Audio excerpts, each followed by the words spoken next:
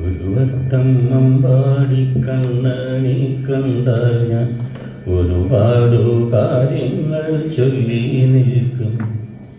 കൊതിയുള്ളതൊക്കെയും ചോദിച്ചു വാങ്ങും ഞാൻ.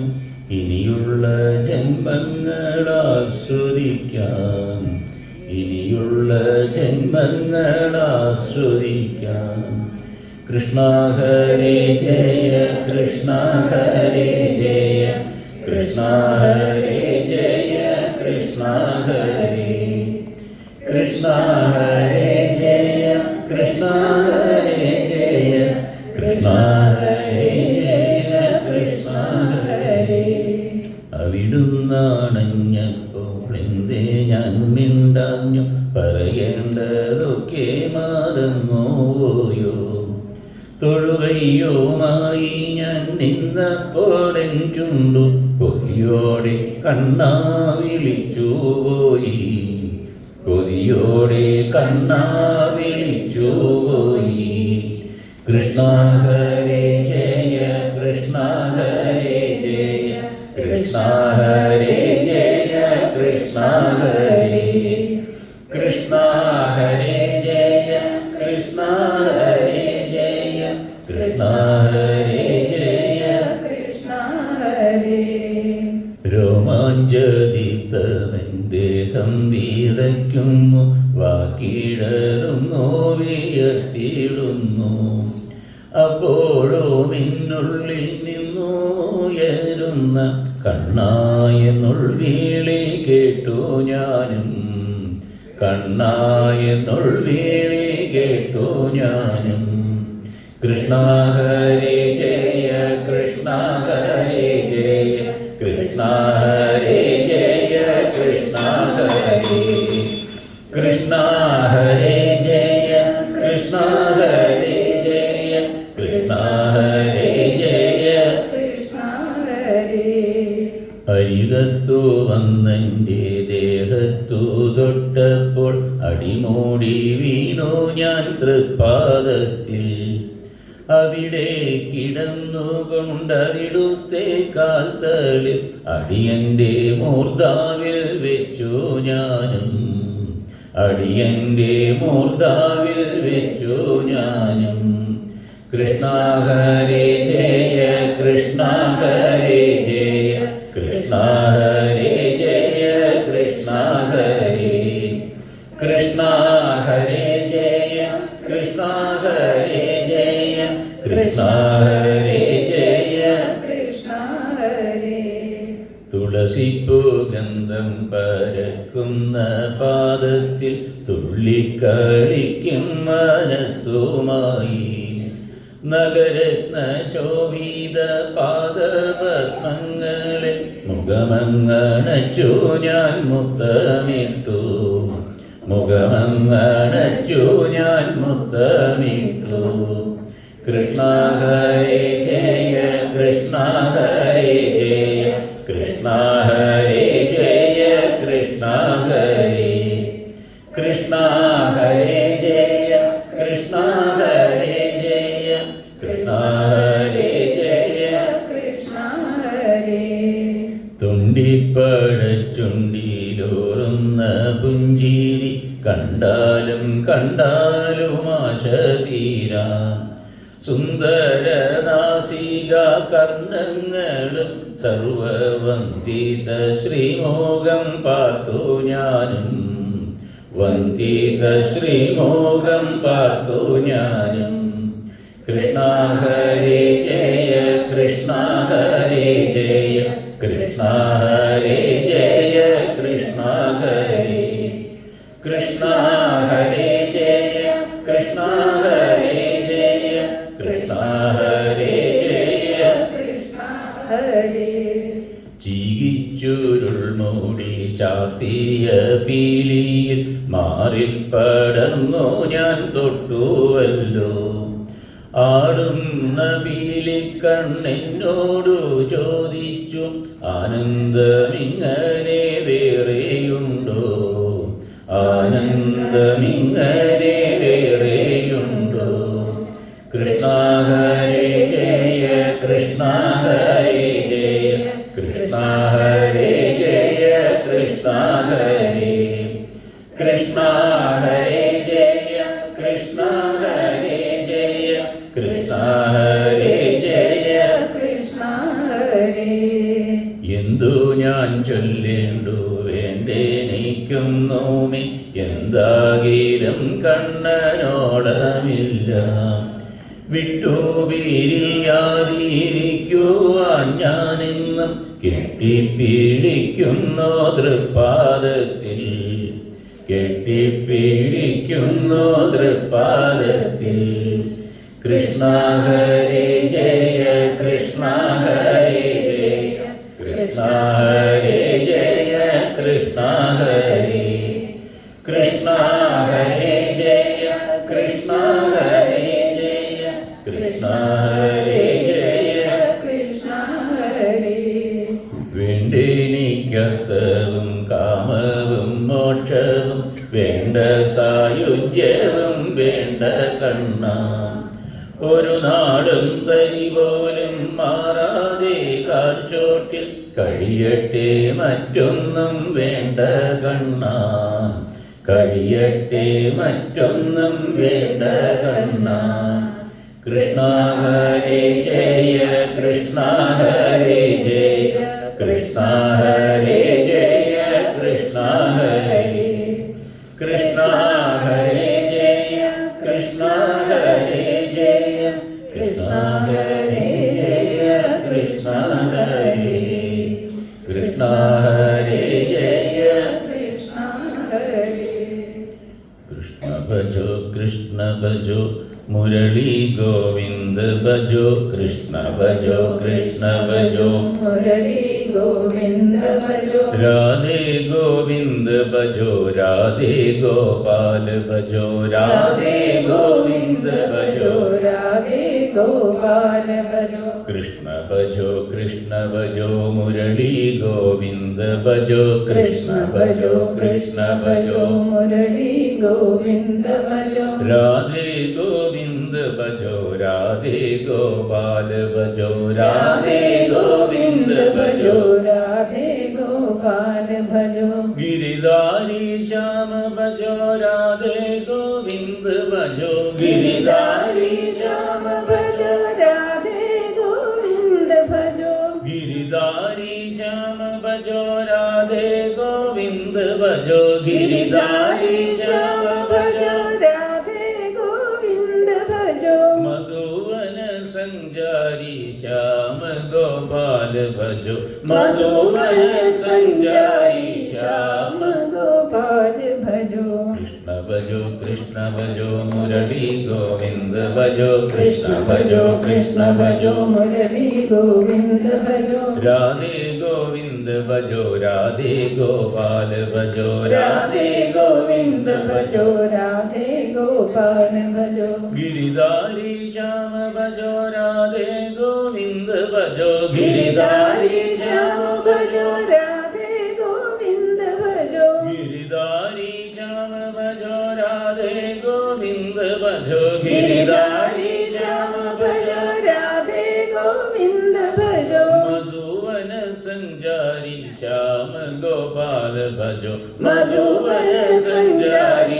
ശ്യാമ ഗോപാല ഭജോ കൃഷ്ണ ഭജോ കൃഷ്ണ ഭജോ മുരളി ഗോവിന്ദ ഭജോ കൃഷ്ണ ഭജോ കൃഷ്ണ ഭജോ മുരളി ഗോവിന്ദ ഭജോ രാധേ ഗോവിന്ദ ഭജോ രാധേ ഗോപാല ഭജോ രാധേ ഗോവിന്ദ ഭജോ രാധേ ഗോപാല ഭജോ ഗിരിധാരി ശ്യാമ ഭജോ രാധേ ഗോവിന്ദ ഭജോ ഗിരിധാരി ശ്യാമ ഭജോ രാധേ ഗോവിന്ദ ഭജോ ഗിരിധാരി ശ്യാമ ഭജോ രാധേ ഗോവിന്ദ ഭജോ ഗിരിധാരി ശ്യാമ ഭജോ രാധേ ഗോവിന്ദ ഭജോ ഗിരിധാരി ശ്യാമ ഭജോ രാധേ ഗോവിന്ദ ഭജോ ഗിരിധാരി ശ്യാമ ഭജോ രാധേ ഗോവിന്ദ ഭജോ ഗിരിധാരി ശ്യാമ ഭജോ രാധേ ഗോവിന്ദ ഭജോ ഗിരിധാരി ശ്യാമ ഭജോ രാധേ ഗോവിന്ദ ഭജോ ഗിരിധാരി ശ്യാമ ഭജോ രാധേ ഗോവിന്ദ ഭജോ ഗിരിധാരി ശ്യാമ ഭജോ രാധേ ഗോവിന്ദ ഭജോ മധുവന സഞ്ചാരി ശ്യാമ ഗോപാല ഭജോ മധുവന സഞ്ചാരി ശ്യാമ ഭജോ കൃഷ്ണ ഭജോ കൃഷ്ണ ഭജോ മുരളി ഗോവിന്ദ ഭജോ കൃഷ്ണ ഭജോ കൃഷ്ണ ഭജോ മുരളി ഗോവിന്ദ ഭജോ രാധേ ഗോവിന്ദ ഭജോ രാധേ ഗോപാല ഭജോ രാധേ ഗോവിന്ദ ഭജോ രാധേ ഗോപാല ഭജോ രാധേ ഗോവിന്ദ ഭജോ രാധേ ഗോവിന്ദ ഭജോ രാധേ ഗോവിന്ദ ഭജോ രാധേ ഗോവിന്ദ ഭജോ. സർവത്ര ദേവീ നാമ സങ്കീർത്തനം. സൃഷ്ടോയാ സർഗരൂപാ ജഗദവനഹിതോ പാലിനീയ ചരുദ്രി സംഹാരേ ജാബിയസ്യ ജഗദിദമഖിലം ക്രീഡനം യാ പരാഖ്യാം പശ്യന്തി മധ്യമാദോ തദനു ഭഗവതി വൈഖരി വർണ്ണരൂപാ സാസ്മൽ വാചം പ്രസന്ന വിധിഹരിഗിരിശാരാദിതോ അലങ്കരോദോ നത്വാ തത്പദപങ്കജം സുലളിതം മുക്തിപ്രദം യോഗിനാം ബ്രഹ്മാധ്യൈരവിസേവിതം സ്തുതിപരേർധ്യയം മുനീന്ദ്രൈ സദാ വക്ഷ്യാമ്യദ്യ സവിസ്തരം ബഹുരസം ശ്രീമത്പുരാണോത്തമം ഭക്ത്യാ സർവരസാലയം ഭഗവതീ നാംനാ പ്രസിദ്ധം ദ്വിജ. സർവത്ര ദേവീനാമ സങ്കീർത്തനം. പിന്നീട് ശ്രീമദ് ദേവി ഭാഗവതത്തിലെ വ്യത്യസ്ത ദേവീ സങ്കല്പങ്ങളെപ്പറ്റി ചർച്ച ചെയ്യുമ്പോഴാണ് മഹാലക്ഷ്മിയുടേതായ ഉത്ഭവത്തെപ്പറ്റി പറഞ്ഞു.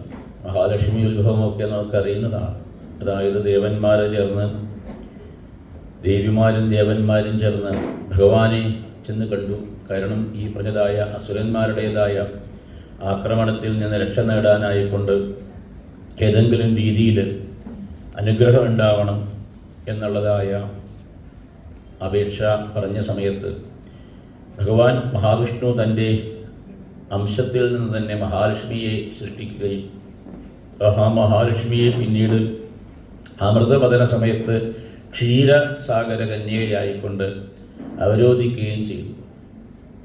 അങ്ങനെയാണ് മഹാവിഷ്ണുവിൻ്റെ തന്നെ അംശം ആയിട്ടാണ് മഹാലക്ഷ്മി അറിയപ്പെടുന്നത്. പക്ഷേ മഹാലക്ഷ്മിയുടെ ജന്മം ക്ഷീരാബ്ദിയിൽ നിന്നാണ് എന്നത്. ക്ഷീരാബ്ദി കന്യകോ ശ്രീ മഹാലക്ഷ്മി യാർക്ക് വധുവാകുവേ മഹാലക്ഷ്മി യാർക്ക് വധുവാകുവേ എന്നൊക്കെ മഹത്തായ കൃതി ഉണ്ട്. അതായത് ഇന്ദ്രന് എന്തെന്നില്ലാത്തതായ അഹങ്കാരമുണ്ടായ സമയത്ത് ഇന്ദ്രൻ്റെ അഹങ്കാരം ശമിപ്പിക്കാനായിക്കൊണ്ടാണ് ദുർവാസാവിൽ നിന്ന് ശാപമുണ്ടായത്. ദുർവാസാവ് തനിക്ക് ലഭിച്ചതായ അപ്സരസ്സുകൾ ഓർത്തതായ പാരിജാത മാല, പാരിജാത പുഷ്പം കൊണ്ട് നിർമ്മിച്ച മാല, അത് ദുർവാസാവിനെ സംബന്ധിച്ച് അത് കൊണ്ട് നടക്കുന്നത് വിഷമമായി. കാരണം അപ്സരസ്സുകൾ സമ്മാനമായിട്ട് തന്നതാണ്. നമ്മൾക്കും അതുപോലെ തന്നെ ആരെങ്കിലും സമ്മാനമായിട്ട് എന്തെങ്കിലും, if somebody gift something to us, whenever we see the gift, ആ സമ്മാനം കാണുമ്പോഴൊക്കെ നമുക്ക് ആരുടെ ഓർമ്മ വരും? തന്ന ആരുടെ ഓർമ്മ വരും. അപ്പം അതുകൊണ്ടാണ് ചെറിയ നിത്യമായിട്ട് ഉപയോഗിക്കുന്ന സാധനങ്ങളെ സമ്മാനം കൊടുക്കാവൂ. വല്ല ചീർപ്പോ കത്തിയോ അങ്ങനെയൊക്കെ. കാരണം എന്താ, അത് കാണുമ്പോഴൊക്കെ. അല്ലാതെ 25 പവൻ്റെ സ്വർണം കൊണ്ടുള്ള മാലയൊക്കെ കൊടുത്താൽ അത് ബാങ്കിൽ ലോക്കറിൽ കൊണ്ടേ വയ്ക്കും. പിന്നെ എപ്പോഴെങ്കിലും കൊല്ലത്തിലൊരിക്കൽ നോക്കുമ്പോഴോ ഇത് ഇയാൾ തന്നതാണെന്ന് ഓർമ്മ വരും. അതുകൊണ്ട് നിത്യോപയോഗമായിട്ടുള്ള സാധനങ്ങൾ വല്ലതും. അതുകൊണ്ട് ഇവിടെ ദുർവാസാവിന് ഈ മാല അപ്സരസ്സുകൾ കൊടുത്തതായതുകൊണ്ട് ആ മാല കാണുമ്പോഴൊക്കെ അപ്സരസ്സുകളുടെ ഓർമ്മ വരും. അപ്പോൾ അപ്സരസ്സുകളുമായിട്ട് ധാരാളം അടുപ്പമുള്ള ഒരു വ്യക്തിയുണ്ട്, അതാണ് ഇന്ദ്രൻ. അതുകൊണ്ട് ഇന്ദ്രനെ സമ്മാനിച്ചു. ഇന്ദ്രനാണെങ്കിൽ ഈ മാലയോടൊരു താല്പര്യവും തോന്നിയില്ല. ഇന്ദ്രനെ സംബന്ധിച്ച് അപ്സരസ്സുകളും പാരിജാത പുഷ്പവും ഒക്കെ സ്വർഗത്തിലെ ഇന്ദ്രൻ്റെ ലോകത്തിൽ ധാരാളം ഉള്ളതാണ്. അതുകൊണ്ട് ഇന്ദ്രന് അതിനൊരു പ്രത്യേകതയൊന്നും തോന്നിയില്ല. ഇന്ദ്രൻ ഉടനെ തന്നെ ആ മാല തൻ്റെ ആനയായ ഐരാവതത്തിൻ്റെ തലയ്ക്ക് വെച്ചു. ഐരാവതത്തിനാണെങ്കിൽ ഒരു പാരിജാതമാണ്, അപ്സരസ്സുകളാണ്, അങ്ങനെയൊന്നും ആനയ്ക്കില്ല. ആനയെ സംബന്ധിച്ച് വണ്ടുകൾ ആക്രമിക്കാൻ വന്നപ്പോൾ മാലയെടുത്ത് താഴത്തിട്ട് കാലുകൊണ്ട് ചവിട്ടി തേച്ചു. ദുർവാസാവ് താൻ കൊടുത്ത മാലയൊക്കെ ധരിച്ച് ഇന്ദ്രൻ വളരെ സുന്ദരനായിരിക്കുമെന്നൊക്കെ പറഞ്ഞ് നോക്കുമ്പോഴാണ് ഇന്ദ്രൻ്റെ തലയിൽ മാലയില്ല, ആനയുടെ കാലിലാണ്. അതുകൊണ്ട് ഉടനെ തന്നെ ഇന്ദ്രന് ദുർവാസാവ് ശമിക്കലും കഴിയും. ഇവർ സന്തോഷിച്ചിട്ടാണ് ഇന്ദ്രനായിക്കൊണ്ട് ഒരു പാരിതോഷികം, ഒരു സമ്മാനമൊക്കെ കൊടുത്തത്. സമ്മാനം കൊടുത്തതിൻ്റെ തൊട്ട് പിന്നാലെ എന്ത് വന്നു? അപ്പോൾ അതാണ് സമ്മാനമൊക്കെ കിട്ടുമ്പോൾ സൂക്ഷിക്കണം എന്നുണ്ട്. അത് കഴിയുമ്പോഴേക്കും പിന്നുള്ളത് അത്ര സന്തോഷകരമാവില്ല എന്ന് പറയുകയും ചെയ്യും. ഞാൻ ആ സമ്മാനമൊക്കെ തന്നതല്ലേ എന്നിട്ട് എന്ന് കൂടി പറയും. അപ്പോൾ അതുകൊണ്ട് സമ്മാനങ്ങൾ സന്തോഷമുണ്ടാക്കാൻ സാധ്യതയില്ല. എന്തായാലും ഇന്ദ്രന് ശാപം കിട്ടി. ഇന്ദ്രൻ്റെ അഹന്ത മാറാനായിക്കൊണ്ട് ഇന്ദ്രനും ദേവന്മാർക്കുമൊക്കെ അകാല ജരാനരകളൊക്കെ ഉണ്ടാവട്ടെ എന്ന്. അങ്ങനെ ഇന്ദ്രനും ദേവന്മാരുമൊക്കെ ജരാനര ബാധിച്ചു. അത് ഒഴിവാക്കാനായിക്കൊണ്ട് ബ്രഹ്മാവിൻ്റെ നേതൃത്വത്തിൽ ചെന്ന മഹാവിഷ്ണുവിനെ ഉപാസിച്ചു. മഹാവിഷ്ണുവാണ് ജരാനരകൾ മാറാനായിക്കൊണ്ടുള്ള ഒരു മാർഗമാണ് ഏത്? ബി.പി.ഒ.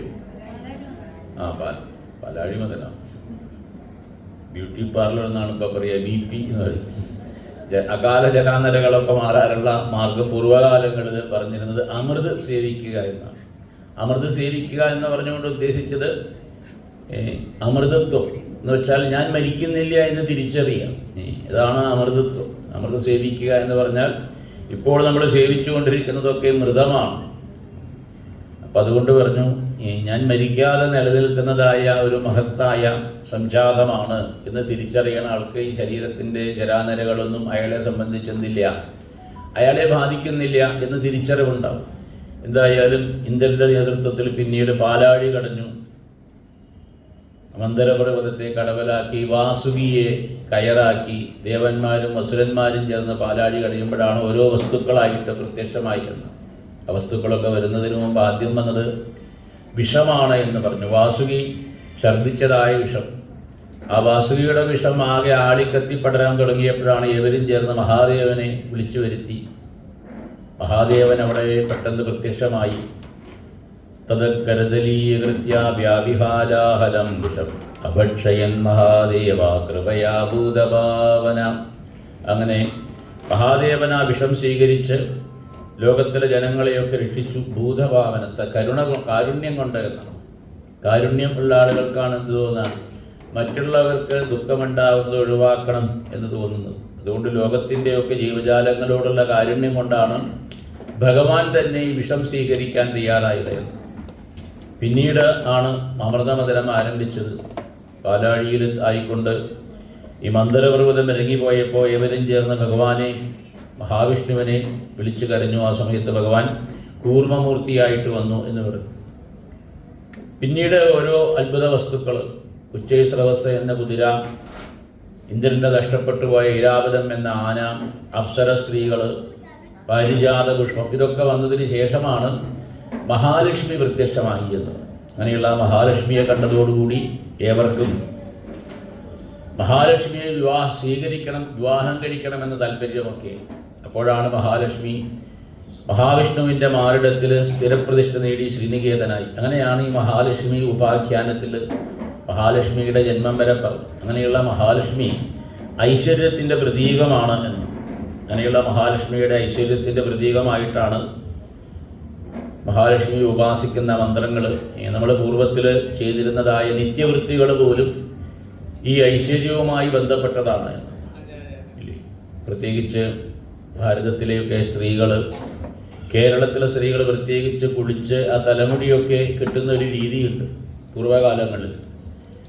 അതിന് ത്രിവേണി എന്ന് പറയും. എന്താ, മുടി പിന്നീടുക എന്നാണ് മലയാളത്തിൽ പറയുക. പിന്നെ മുടിയില്ല, അതുകൊണ്ട് പിന്നണ പ്രശ്നമില്ല. അപ്പോൾ പൂർവ്വകാലങ്ങളിൽ മുടി പിന്നുന്നത് പോലും ഈശ്വരീയമായിട്ട് കണക്കാക്കി. അതിന് 3 ഇഴകളാണ്. 2 ഭാഗത്തുനിന്ന് ഉള്ള ഇഴകൾ കാണാം. പക്ഷിൻ്റെ നടുവിൽ കൂടി ചെറുതായ ഒരു ഇഴ കൂടിയുണ്ട്. അത് അങ്ങനെ 3, ഗംഗയും സരസ്വതിയും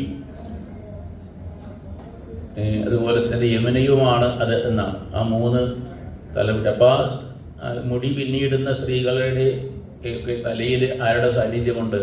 ത്രിവേണി സാന്നിധ്യം. അതുകൊണ്ട് അവർ കഷ്ടപ്പെട്ട് എവിടെ മുങ്ങാൻ കൊണ്ട, കുമ്പിലൊന്നും പോയി മുങ്ങണ്ട, അവരുടെ തലയിൽ തന്നെയുണ്ട്. ഇവർക്കറിയാണ്ടാണ് അവിടെ ചെന്ന് ചില അമ്മമാർ കഷ്ടപ്പെട്ട് 10 കിലോമീറ്റർ നടന്ന് അവനവൻ്റെ തലയിൽ തന്നെയുള്ളതാണ്. സ്ത്രീകളുടെ തലയിൽ തന്നെ ആരുടെ സാന്നിധ്യമുണ്ട്?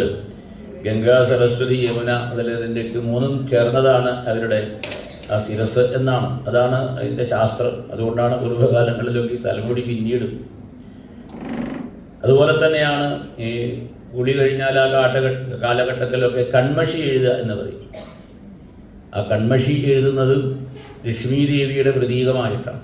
അപ്പോൾ ആ കാലഘട്ടങ്ങളിലൊക്കെ കൺമഷി എഴുതുമ്പോൾ ലക്ഷ്മിയുടേതായ മഹാലക്ഷ്മിയെ സ്മരിച്ചുകൊണ്ട് കണ്ണെഴുതി കഴിഞ്ഞാൽ ആ കണ്ണുകൊണ്ട് തുറന്ന് നോക്കുന്ന സമയത്ത് ആ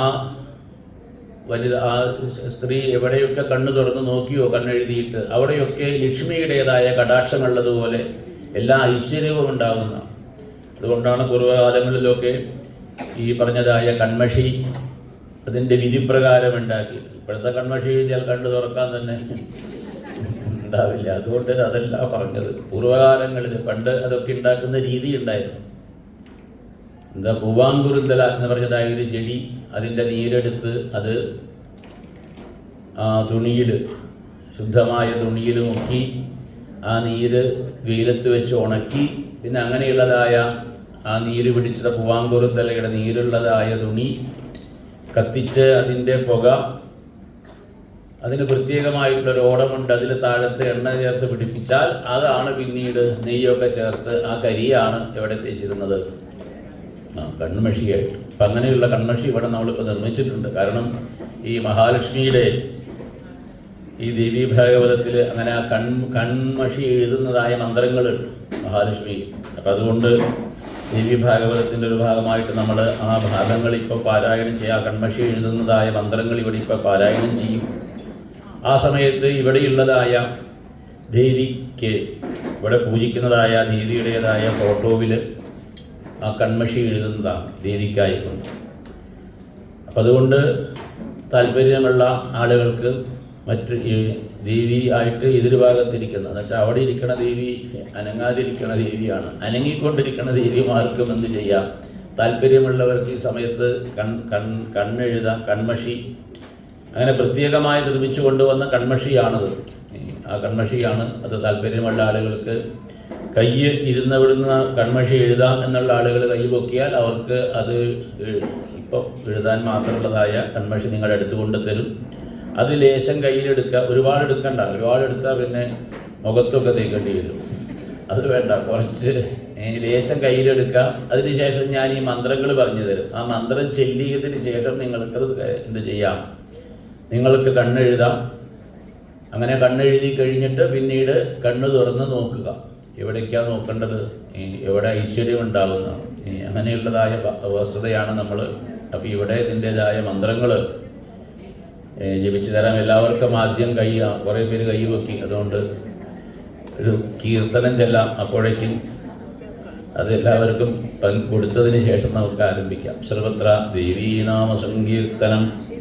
ശ്രീ മഹാദേവീ നമഃ.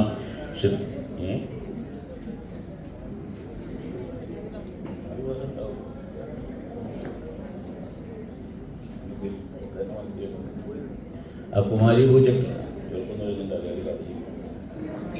പൂജയ്ക്ക് വേണമെങ്കിൽ കുറച്ച് മാറ്റി വെച്ചോളൂ. ആ സർവത്ര ദേവീനാമ സങ്കീർത്തനം. ശ്രീമാധവി ദേവി മാധവി ദേവി നാരായണി ദേവി കന്യകേ ദേവി കാത്യായനി ദേവി ശാരദേ ദേവി മനോഹരി ദേവി നന്ദജേ നിത്യം നമോസ്തുതേ. ദേവി മാധവി ദേവി നാരായണി ദേവി കന്യകേ ദേവി കാത്യായനി ദേവി ശാരദേ ദേവി മനോഹരി ദേവി നന്ദജേ നിത്യം നമോസ്തുതേ. കാളിയായി വന്നു ദുഷ്ടജനങ്ങളെ വാളിളക്കി ഭയപ്പെടുത്തുന്നതും ലക്ഷ്മിയായി വന്നു ദീനദരിദ്രരെ രക്ഷ ചെയ്തിട്ടനുഗ്രഹിക്കുന്നത് ദേവി മാധവി ദേവി നാരായണി ദേവി കന്യകേ ദേവി കാത്യായനി ദേവി ശാരദേ ദേവി മനോഹരി ദേവി നന്ദജേ നിത്യം നമോസ്തുതേ. പൂനമിന്യേ സരസ്വതി ദേവിയായി മാനവർക്കങ്ങോ വിദ്യ നൽകുന്നതും ദുർഗയായി വന്നു ഭക്തജനങ്ങളെ ദുർഗതി തീർത്തു പാലിച്ചിടുന്നതും ദേവി മാധവി ദേവി നാരായണി ദേവി കന്യകേ ദേവി കാത്യായനി ദേവി ശാരദേ ദേവി മനോഹരി ദേവി നന്ദരേ നിത്യം നമോസ്തുതേ. വിശ്വമാകെ നിറഞ്ഞിരിക്കുന്നു നീ ശാശ്വതമായതിന്നു നീ മാത്രമാം ചന്തമേറുന്ന കാർമുകിൽ മാലയം നിൻതലമുടി വാനിൽ പറക്കുന്നു ദേവി മാധവി ദേവി നാരായണി ദേവി കന്യകേ ദേവി കാത്യായനി ദേവി ശാരദേ ദേവി മനോഹരി ദേവി നന്ദരേ നിത്യം നമോസ്തുതേ.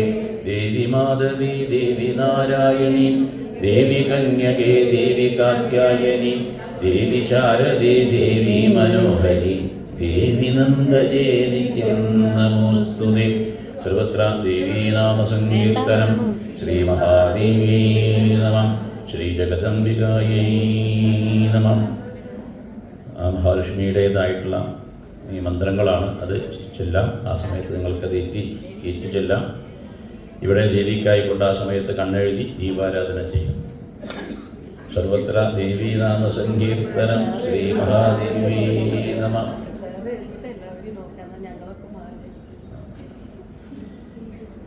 ഇത് വായിക്കാൻ പറ്റില്ല, കണ്ണിലുള്ള പുരന്തര ഉവാച നമഃകമലവാസിന്യൈ നാരായണ്യൈ നമോ നമഃ. കൃഷ്ണപ്രിയായൈ സതതം മഹാലക്ഷ്മീ നമോ നമഃ. നമഃകമലവാസിന്യൈ നാരായണ്യൈ നമോ നമഃ.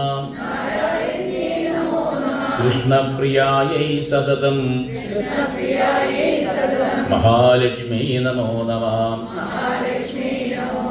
പദ്മപത്രേക്ഷണായൈ ച പദ്മാഖ്യായൈ നമോ നമഃ. പദ്മാസനായൈ പദ്മിന്യൈ വൈഷ്ണവ്യൈ ച നമോ നമഃ. പദ്മപത്രേക്ഷണായൈ ച പദ്മാഖ്യായൈ നമോ നമഃ. പദ്മാസനായൈ പദ്മിന്യൈ വൈഷ്ണവ്യൈ ച നമോ നമഃ. സർവസമ്പത്സ്വരൂപിണ്യൈ സർവാരാധ്യൈ നമോ നമഃ. ഹരിഭക്തിപ്രദാത്രൈ ച ഹർഷദാത്രൈ നമോ നമഃ.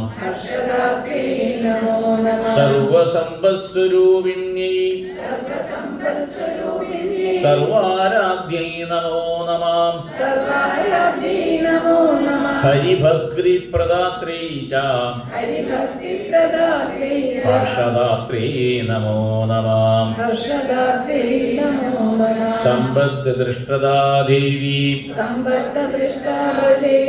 മഹാദേവി നമോ നമഃ. നമോ ബുദ്ധിസ്വരൂപായൈ ബുദ്ധിദായൈ നമോ നമഃ. സമ്പത്യധിഷ്ഠാതൃദേവ്യൈ മഹാദേവ്യൈ നമോ നമഃ. നമോ ബുദ്ധിസ്വരൂപായൈ ബുദ്ധിദായൈ നമോ നമഃ. ഗൃഹലക്ഷ്മിശ്ച ഗൃഹീണാം ഗേഹേ ച ഗൃഹദേവതാം സുരഭിസാഗരേ ജാതാ ദക്ഷിണായജ്ഞകാരിണി.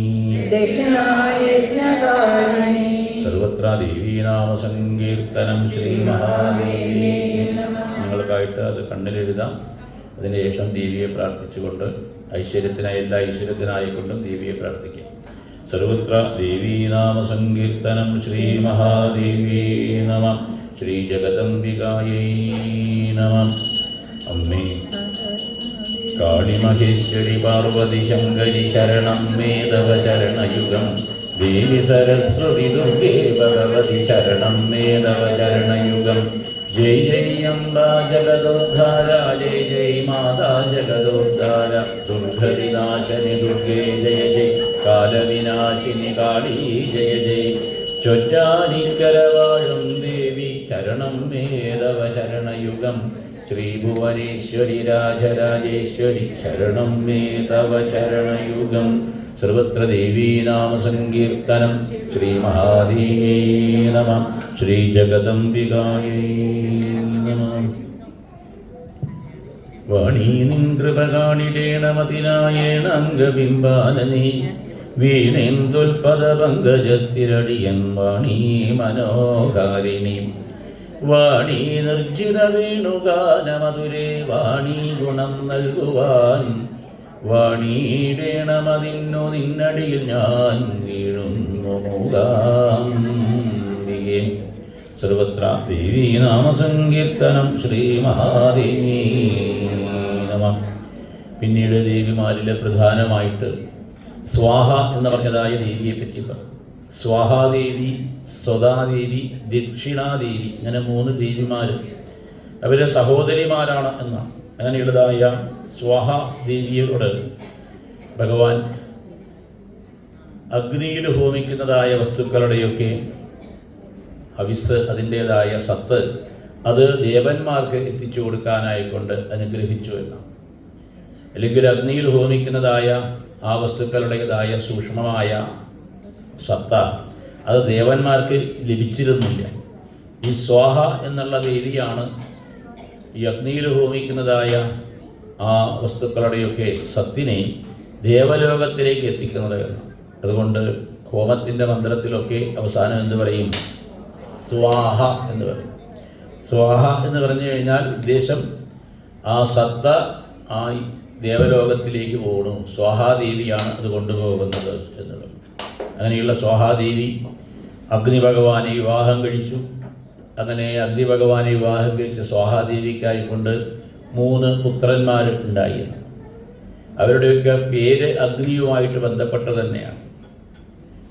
ദക്ഷിണാഗ്നി, ഗാർഹപത്യാഗ്നി, ആവാഹനീയ അഗ്നി എന്നൊക്കെ 3 തരത്തിലുള്ളതായ അഗ്നി.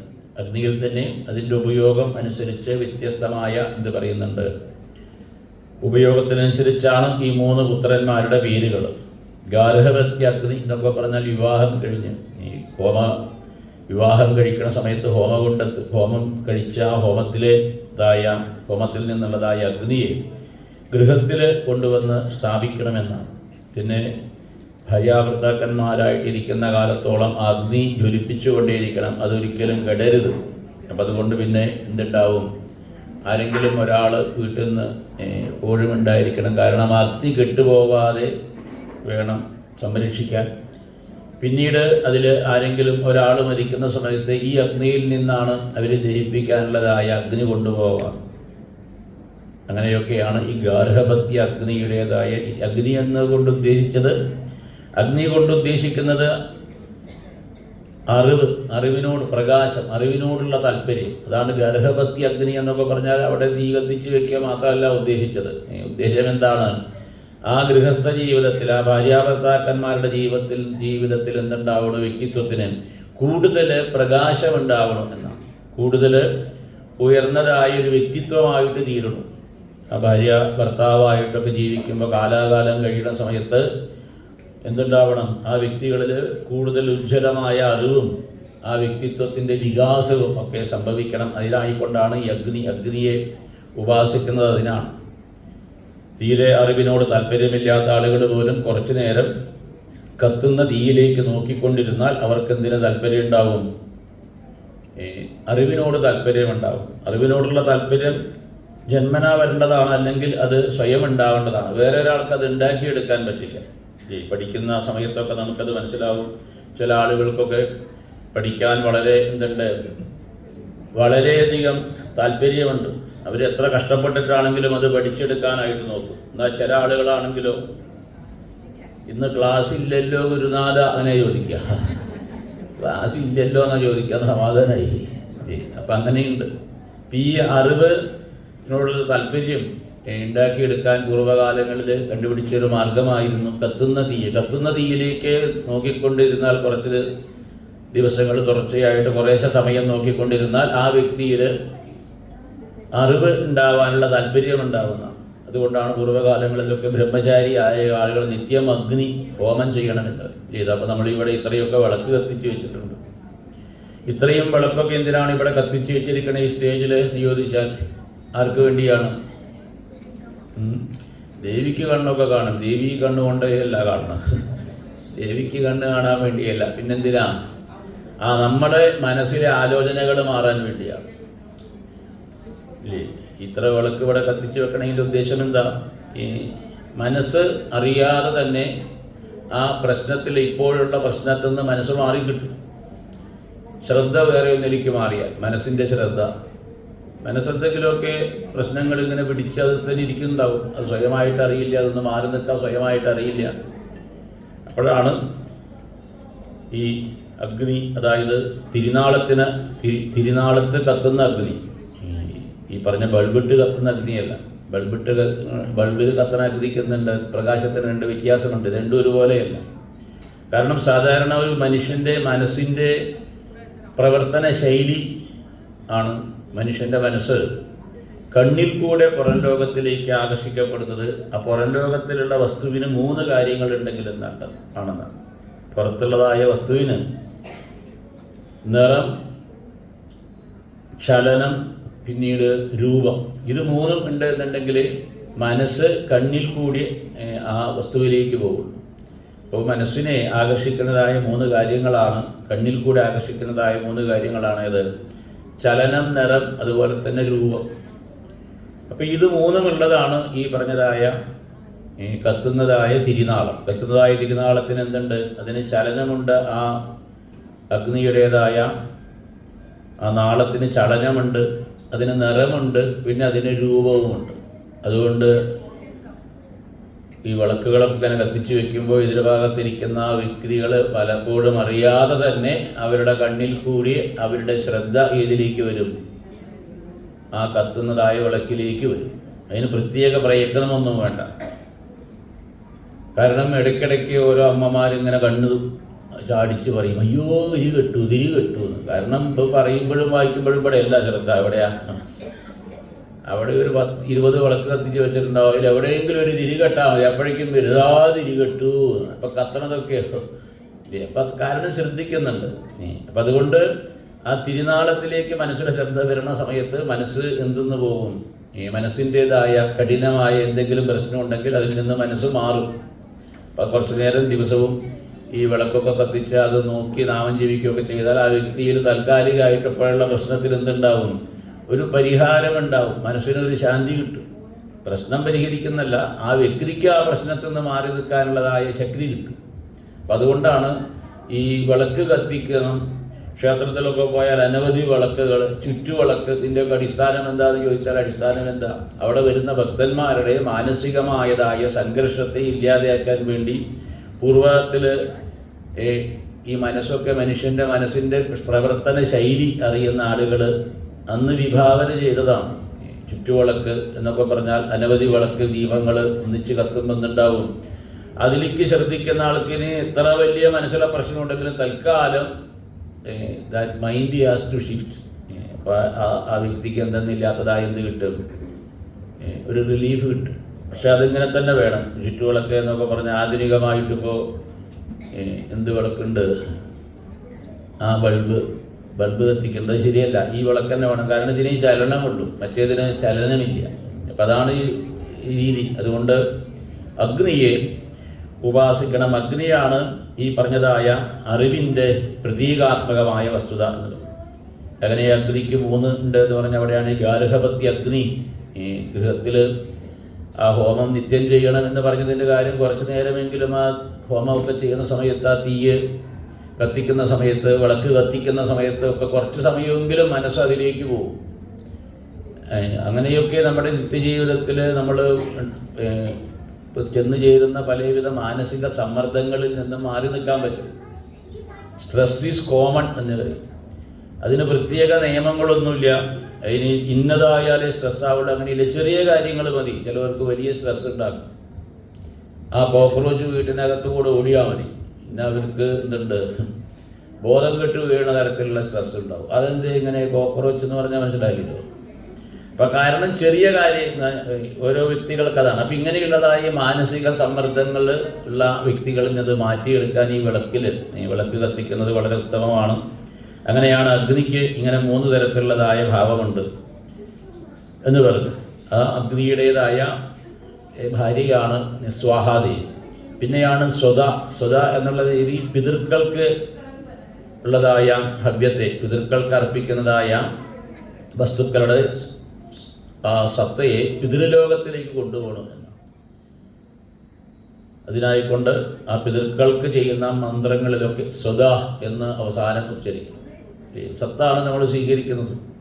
ഏതൊരു വസ്തുവിൻ്റെയും ഏറ്റവും സൂക്ഷ്മമായ സത്തയാണ് നമ്മൾ സ്വീകരിക്കുന്നത്. നമ്മൾ സാധാരണത്തിലേക്ക് ആഹാരം കഴിക്കുമ്പോൾ തന്നെ അങ്ങനെയാണല്ലോ. നമ്മൾ ആഹാരമൊക്കെ കാര്യമായിട്ട് സാമ്പാറും ചോറും ഒക്കെ കൂടി അടിച്ചു മിനിക്ക് കഴിച്ചാലും പറയണോ അതിലുള്ളതായ സൂക്ഷ്മമായ സത്തിനെ മാത്രമേ ശരീരം സ്വീകരിക്കുന്നുള്ളൂ. ശരീരത്തിന് ആവശ്യമായ രക്തത്തിലേക്ക് എടുക്കാൻ പാകത്തിലുള്ള വസ്തുക്കളെ സ്വീകരിക്കുന്നുള്ളൂ.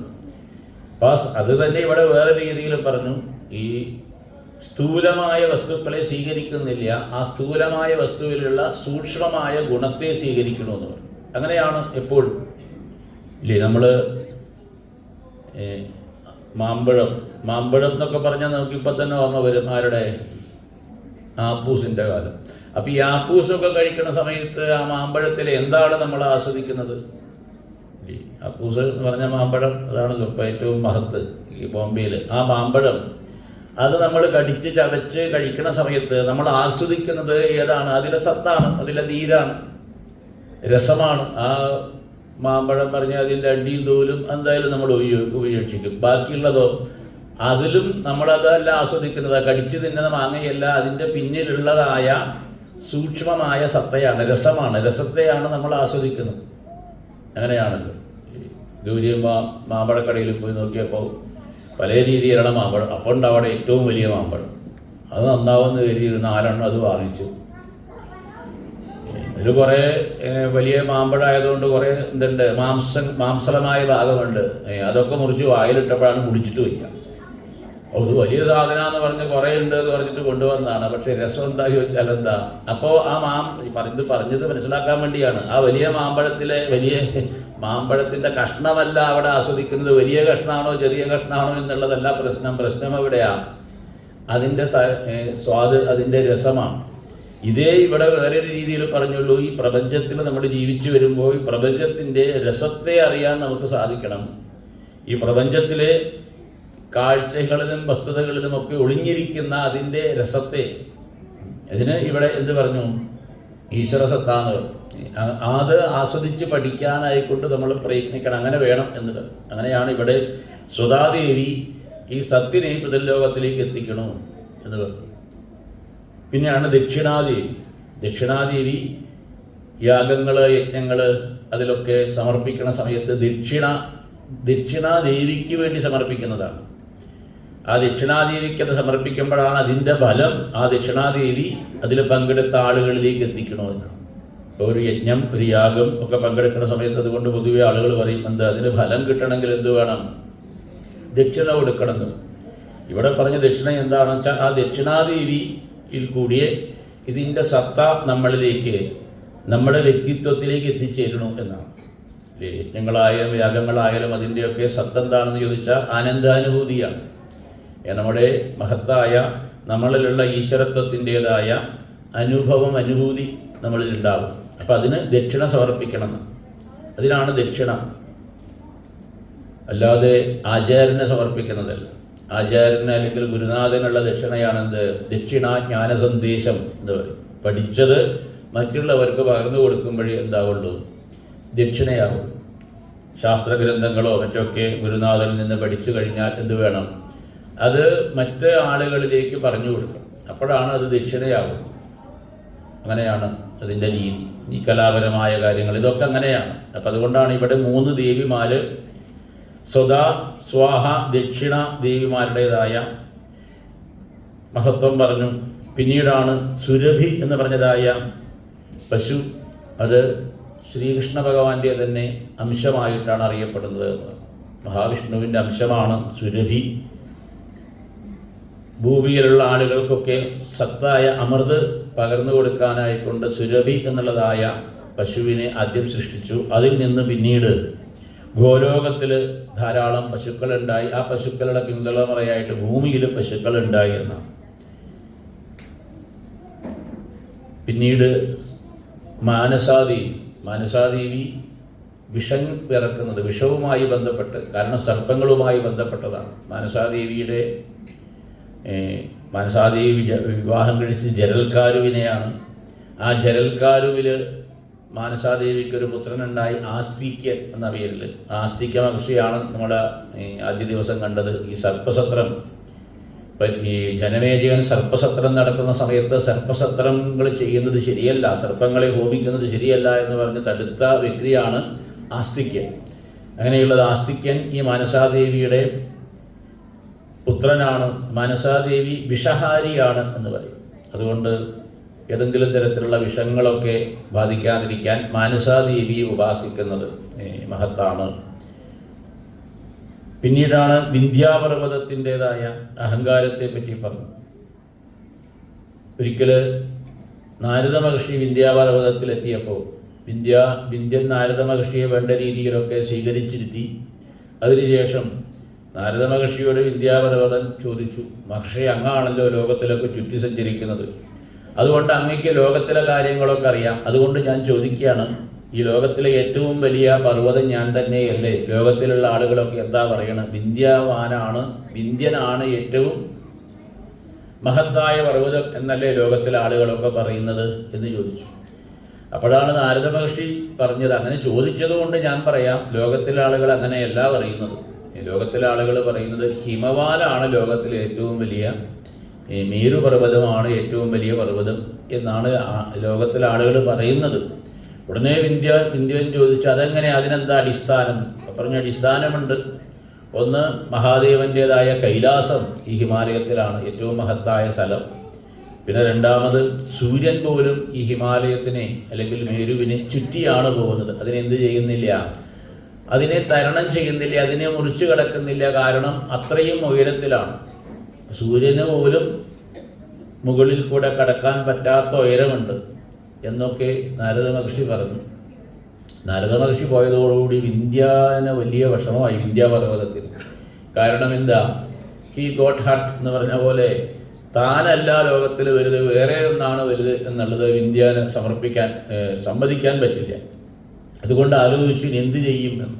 അപ്പോഴാണ് ഒരു വസ്തുത മനസ്സിൽ വന്നത്, താൻ കുറേയും കൂടി ഉയരം കൂട്ടുക. അപ്പോൾ ഈ സൂര്യന് സഞ്ചരിക്കാൻ പറ്റാതെയാവും. സൂര്യൻ തൻ്റെ ഈ പറഞ്ഞതായ പർവ്വതത്തിൽ ഒന്ന് തടഞ്ഞു നിൽക്കും. അപ്പോൾ ആളുകളൊക്കെ മനസ്സിലാവും ഞാൻ തന്നെയാണ് ഏറ്റവും ഉയരമുള്ള പർവ്വതം. കാരണം കൈലാസത്തിനെ ഹിമാലയത്തിൽ നിന്ന് വിന്ധ്യാപർവ്വതത്തിലേക്ക് കൊണ്ടുവരാൻ പറ്റില്ല. അതിന് മഹാദേവൻ്റെ സമ്മതം വേണം. മഹാദേവന് ഇപ്പം എന്തിനാ ചോദിച്ചാൽ ഹിമാലയം വിട്ട് വിന്ധ്യൻ വരേണ്ട ആവശ്യമില്ല. അതുകൊണ്ടാണ് വിന്ധ്യവാൻ പെട്ടെന്ന് അങ്ങനെ ആകാശം മുട്ട ഉയർന്നു എന്നാണ്, കുറേയും കൂടി ഉയരം കൂട്ടി. അതോടുകൂടി സൂര്യൻ്റേതായ രഥം അവിടെ വന്ന് സഞ്ചരിക്കാതെയായി, മുകളിൽ കൂടെ വരാൻ പറ്റാതെയായി. സൂര്യൻ വിവരം ബ്രഹ്മാവിനെ അറിയിച്ചു, ഈ പർവ്വതം ഉയർന്നു നിൽക്കുന്നത് കൊണ്ട് തനിക്ക് സഞ്ചരിക്കാൻ വയ്യ, അതുകൊണ്ട് ഒരു ഭാഗം മുഴുവൻ ഏത് കാലത്തും ഇരുട്ടിലായിട്ട് തീരുന്നു.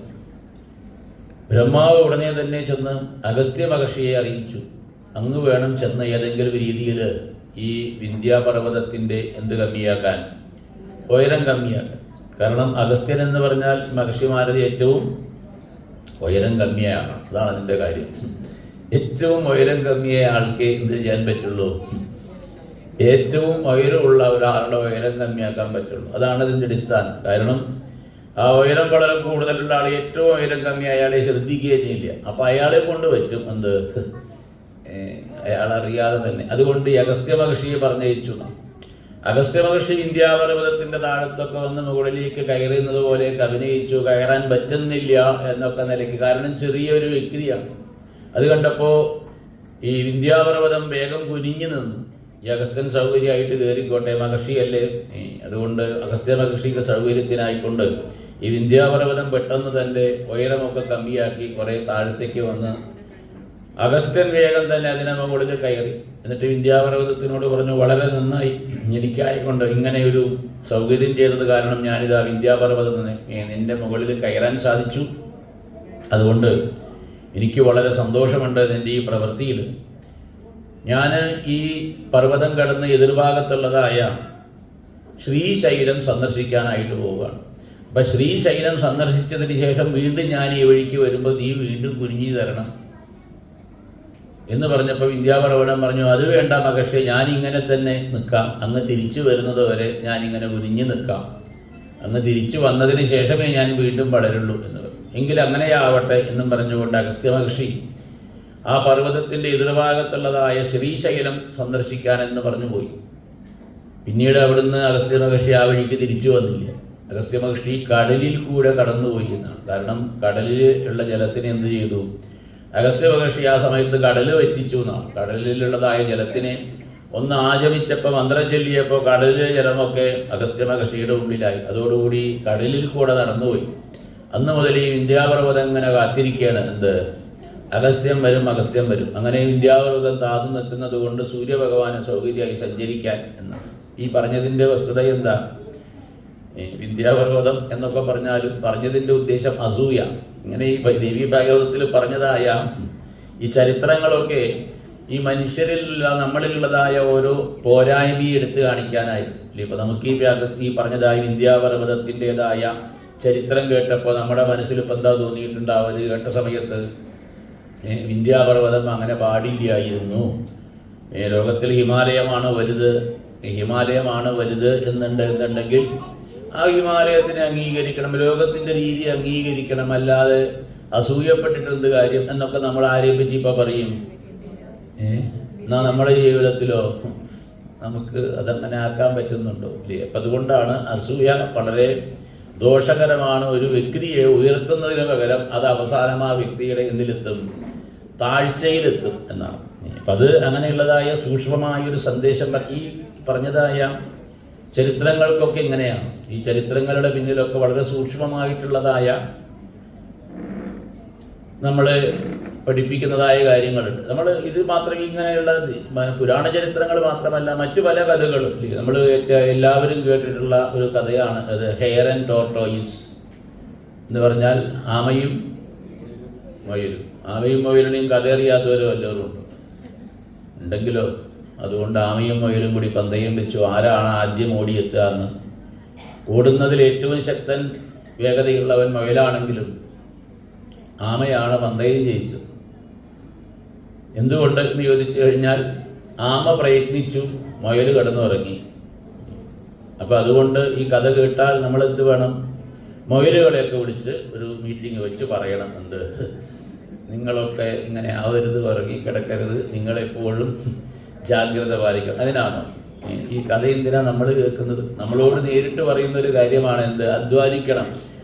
എൻ്റെ മുത്തശ്ശൻ അങ്ങനെയായിരുന്നു, അപ്പൂപ്പൊക്കെ ഒരു ആനയുണ്ടായിരുന്നു, അവിടെ എങ്ങനെയെന്നൊക്കെ അതൊന്നും പറഞ്ഞിട്ട് കാര്യമില്ല. എന്ത് വേണം? അധ്വാനിക്കുന്ന ആൾക്ക് വിജയമുണ്ടാവും. You should not rest on your laurels. അതാണ് സാധാരണ മനുഷ്യന് പറ്റുന്നതായ ഒരു കുഴപ്പമാണ്. അപ്പം അതുകൊണ്ട് പറഞ്ഞു. അപ്പം അങ്ങനെയുള്ളതായ ഒരു സന്ദേശം ഇതുപോലെയാണ് ഓരോ ചരിത്രത്തിൻ്റെ പിന്നിലും. അപ്പം ഇവിടെ അസൂയയുടേതായ നാശം ഉണ്ടാകുന്ന രീതിയാണ് പറഞ്ഞത്. ഇനി അടുത്ത ഭാഗങ്ങളൊക്കെ നമ്മൾ കുമാരി പൂജ കഴിഞ്ഞ് കാണാം. കുമാരി പൂജക്കുള്ള കുട്ടികളൊക്കെ വന്ന് കാണുന്ന കരുതുന്നു. ഇനി കാത്തിരിക്കണം, വേണ്ടല്ലോ 12 മണി. നമ്മൾ ഈ ദേവി ഭാഗവതത്തിലൊരു പ്രധാന ഭാഗമാണ് കുമാരിമാരെ, കന്യകമാരെ പൂജിക്കുകയാണ്. 9 രീതികളുടെ ദേവിമാർ, 9 ദേവിമാരെ പൂജിക്കുന്നതായ രീതിയാണ്. അതിൻ്റേതായ ചടങ്ങിലേക്കാണ് നമ്മൾ കടക്കുന്നത്. അപ്പോൾ ആദ്യമായിട്ട് ആ കുട്ടികളും അവരെ പൂജിക്കാനുള്ളതായ അമ്മമാർ, സ്വന്തം അമ്മ സ്വന്തം കുട്ടിയെ പൂജിക്കാറില്ല. അപ്പോൾ ഒന്ന് മാറിയിരിക്കുക. ഇവിടെ ഫ്രണ്ടിലായിക്കൊണ്ട് ഒരു ഭാഗത്ത് കുട്ടികളൊക്കെ കിഴക്കോട്ട് തിരിഞ്ഞിട്ടും അമ്മമാർ പടിഞ്ഞാറ് തിരിഞ്ഞിട്ടും അങ്ങനെ ഇരുന്ന് കഴിഞ്ഞാൽ നമുക്ക് ആ പൂജയുടേതായ രീതികൾ ആരംഭിക്കാം. പിന്നീട് ആ കുട്ടികളെ വേണ്ട രീതിയിൽ ധൂപദീപങ്ങളൊക്കെ കൊടുത്ത് പിന്നെ ഈ 9 കന്യകമാരുടേതായ പൂജാമന്ത്രങ്ങളുണ്ട് ദേവിമാരുടെ. ആ മന്ത്രങ്ങളൊക്കെ ചൊല്ലിയതിന് ശേഷം അവർക്ക് കഴിക്കാനായിട്ട് എന്തെങ്കിലും കൊടുത്ത് പിന്നെ അവർക്ക് സമ്മാനങ്ങൾ സമർപ്പിച്ച് അവരിൽ നിന്ന് അനുഗ്രഹം വാങ്ങിക്കുന്ന ഒരു ചടങ്ങാണ് അത്. സർവത്ര ദേവീ നാമ സങ്കീർത്തനം ശ്രീ മഹാദേവീ നമഃ. The children should face the east. Children can sit facing the east. And the mothers, own mother generally doesn't do puja on the daughter, so that the mothers has to just change in between. Yeah. East is that side. സർവത്ര ദേവീ നാമ സങ്കീർത്തനം ശ്രീ മഹാദേവീ നമ. ശ്രീ ജഗദംബികായേ നമ. അമ്മേ നാരായണ ദേവീ നാരായണ ലക്ഷ്മീ നാരായണ ഭദ്രേ നാരായണ. അമ്മേ നാരായണ ദേവീ നാരായണ ലക്ഷ്മീ നാരായണ ഭദ്രേ നാരായണ. അമ്മേ നാരായണ ദേവീ നാരായണ ലക്ഷ്മീ നാരായണ ഭദ്രേ നാരായണ. അമ്മേ നാരായണ ദേവീ നാരായണ ലക്ഷ്മീ നാരായണ ഭദ്രേ നാരായണ. സർവത്ര ദേവീ നാമ സങ്കീർത്തനം ശ്രീ മഹാദേവീ നമ. ശ്രീ ജഗദംബികായേ നമ. സർവത്ര ദേവീ നാമ സങ്കീർത്തനം ശ്രീ മഹാദേവീ.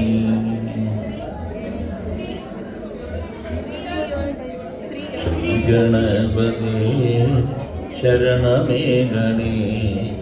ശ്രീ ഗണപതേ ശരണമേ ഗണേ. ശ്രീ ഗണപതേ ശരണമേ ഗണേ. ശ്രീ ഗണപതേ ശരണമേ ഗണേ. ശ്രീ ഗണപതേ ശരണമേ ഗണേ. ശ്രീ ഗണപതേ ശരണമേ ഗണേ. ശ്രീ ഗണപതേ ശരണമേ ഗണേ. ശ്രീ ഗണപതേ ശരണമേ ഗണേ. കുറച്ച് സ്ഥലമാണ് ഇമ്പറ്റിങ്ങിൽ കുറച്ച് സ്ഥലം വിടണം.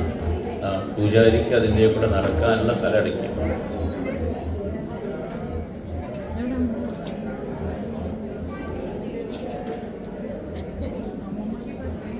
വിശദവാസസം വിസ്തൃതോരസം വിമലതേജസം വിദ്വരാക്ഷസം വിഗതദാനസം വിഷ്ടരാഗസം വിഭുമുപാസ്മഹേ വിഘ്നനായകം. ശ്രീഗണപതേ ശരണമേ ഗണേ. ശ്രീഗണപതേ ശരണമേ ഗണേ. ശ്രീഗണപതേ ശരണമേ ഗണേ. ശ്രീഗണപതേ ശരണമേ ഗണേ.